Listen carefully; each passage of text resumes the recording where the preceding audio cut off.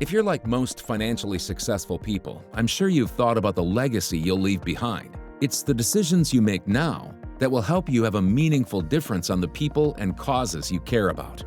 In the financial area, most people spend their lives saving.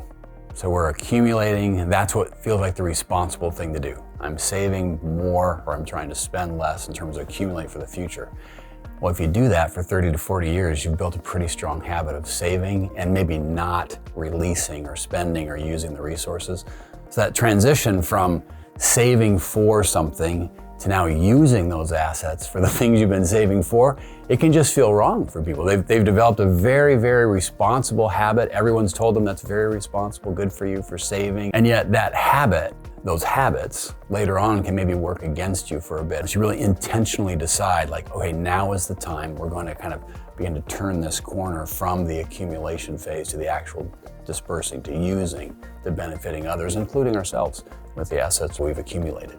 When you're an independent firm, you're able to give unbiased advice. So if no one is paying us other than the client to give them our best advice, then we're just motivated, we're incentivized simply to help them do as well as they can do. When people are looking for a wealth management firm or financial planning firm, three things really come to mind in terms of what they should be looking for. First one I think is really important, is understanding who does this firm work for? Are they independent? Are they tied to a brokerage firm? What does that really look like? So understanding that, because ultimately what you want to know is who's working for me, the client. Second thing that's really important is understanding what their take is on the role of a fiduciary. Are they a fiduciary? Are they not a fiduciary? From our perspective, really understanding that process over solution is critical. It just puts the client's needs before anyone else's. Finally, I think most importantly is how are advisors compensated? Are they a transaction firm? Do they get paid a commission? Are there underlying fees associated with certain products that they might be utilizing? Or are they fee only? And then just being really able to understand, what does fee only mean? One of the most common mistakes I see with people is that they just wait too long to engage.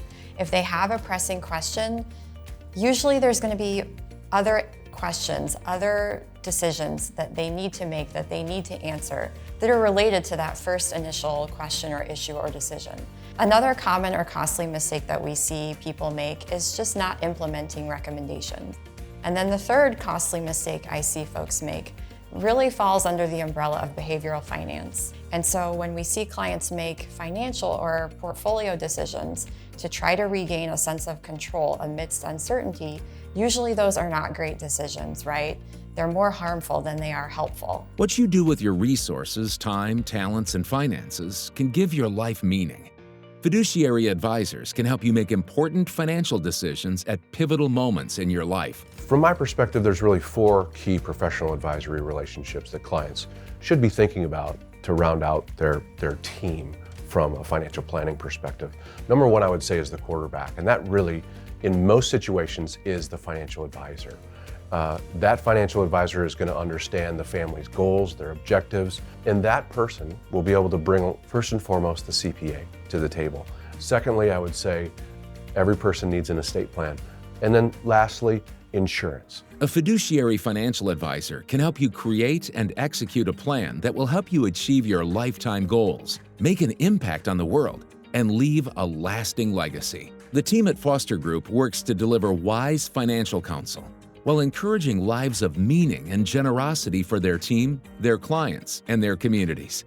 They apply proven processes to help clients achieve their goals and expand what they may think is possible. So what we try to do, I think, at Foster Group in all of our interactions is we try to take the posture of an educated optimist. What we look at is maintaining a very positive but reasonable, rational, optimistic, educated, optimistic approach. And if people can begin to think that way, it gives them, I think, a more positive outlook. That positive outlook helps them to think about things that are meaningful to them, ways they can be generous, contributions they want to make. At Foster Group, when we're sitting down with a new client family for the first time, or an existing family that we have worked with for many years, we want to make sure that we understand who they are as people.